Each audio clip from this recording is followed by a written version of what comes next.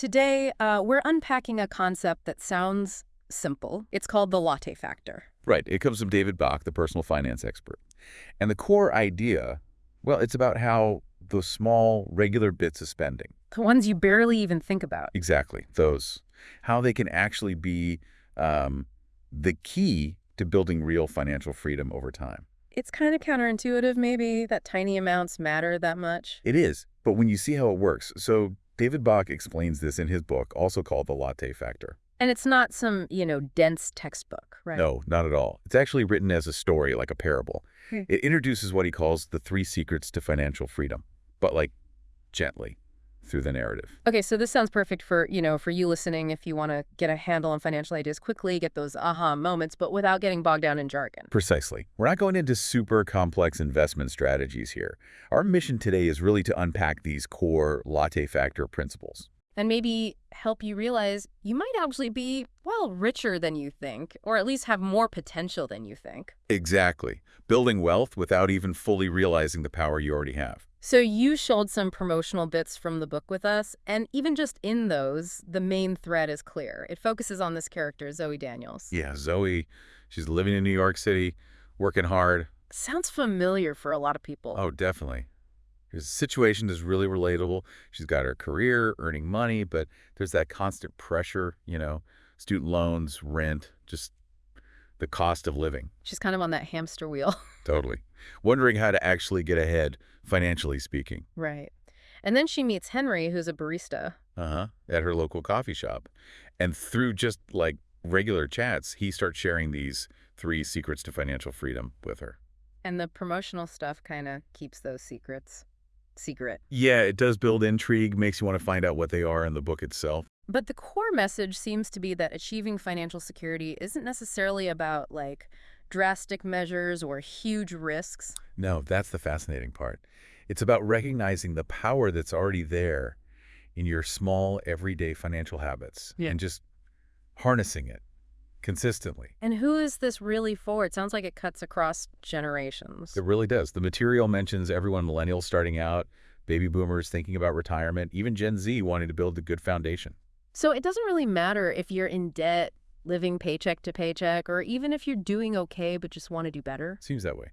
The principles are designed to be pretty universal, and you see that reflected in the endorsements, too. Oh, yeah, the endorsements. There are quite a few big names there. There really are, from across the board in finance and business. Yeah. Like Marie Forleo talks about using the Latte Factor challenge with her audience and seeing immediate benefits. Right, and Vicki Robin, from Your Money or Your Life, a classic, she praises how it inspires simple changes without needing, like, a super strict budget. And Simon Sinek points out Bach's skill in making investing feel accessible, not scary. Even Tony Robbins, who deals with, high-level stuff, seems to appreciate the fundamental power of this straightforward idea. Absolutely. And Grant Sabatier, financial freedom author, he actually credits Bach's ideas as part of what helped him become a millionaire by 30. Yeah. That's pretty powerful. Wow. Okay. And Candy Carter from The Oprah Show. Yeah, she mentioned featuring the concept on the show and seeing how it genuinely changed lives for viewers. So it's not just theory. It clearly works for people. So underpinning this Latte Factor thing is another idea David Bach is known for, right? This pay yourself first concept. Exactly, and automating it. Making saving and investing something that just happens automatically before you even have a chance to spend the money. Not just saving whatever's left over at the end of the month. Which often isn't much. Often isn't much, yeah. So how does someone actually do the Latte Factor thing? Is it really about ditching your daily coffee? Well, not necessarily. That's a common misconception. If that coffee genuinely adds value to your day, great.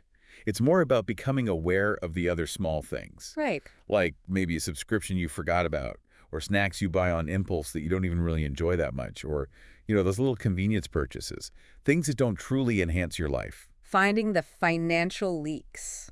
Precisely. Identifying those leaks and then consciously deciding to redirect that money, maybe it's just $5 a day, maybe more, maybe less, into a savings or investment account. Automatically, ideally. So it's mindful spending, really, understanding where your money goes and deciding if it aligns with your bigger goals. Yeah, and the goal isn't deprivation. It's actually about living a richer life now by being more intentional while also building that secure future.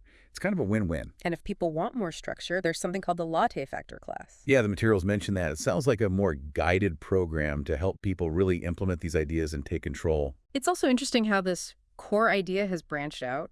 There's a podcast, too, the Latte Factor podcast. Uh-huh. And looking at the episode titles, it's clear they go way beyond just, don't buy coffee. Right. I saw things about overcoming a scarcity mindset, the FIRE movement, Financial independence, retire early, yeah. economic outlooks, interviews with people like Marie Forleo. Again, it shows the breadth of the philosophy. Definitely.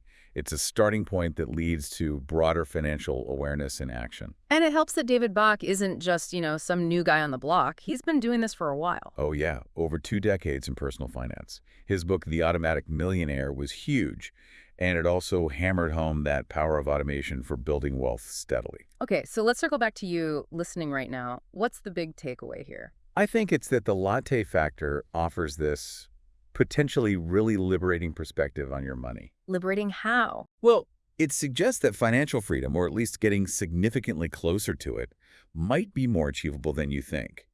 And crucially, without needing to, completely overhaul your life overnight. It connects to that bigger idea of compounding, right? Small actions, done consistently, creating really big results down the line. Exactly. It's about shifting your mindset, maybe, from feeling restricted by your finances to seeing the potential that's already there, hidden in your everyday spending. Yeah. And the book aims to give you a roadmap, but through a story, making it feel less intimidating than typical finance advice can sometimes be. Which brings us to a really important question for you to think about. Okay. What are those small things in your daily or weekly spending? Things that, if you consciously redirected them, could start building something more secure, more fulfilling for your future. Finding your personal latte factors. Yeah, what are they? Things you might not have even really considered before through this lens. That's a powerful thought to end on. If this conversation has sparked something for you, maybe made you think a little differently, Then definitely check out David Bach's work further. Read the Latte Factor book, maybe listen to the podcast. you might just discover that you're actually in a much stronger position financially than you currently realize.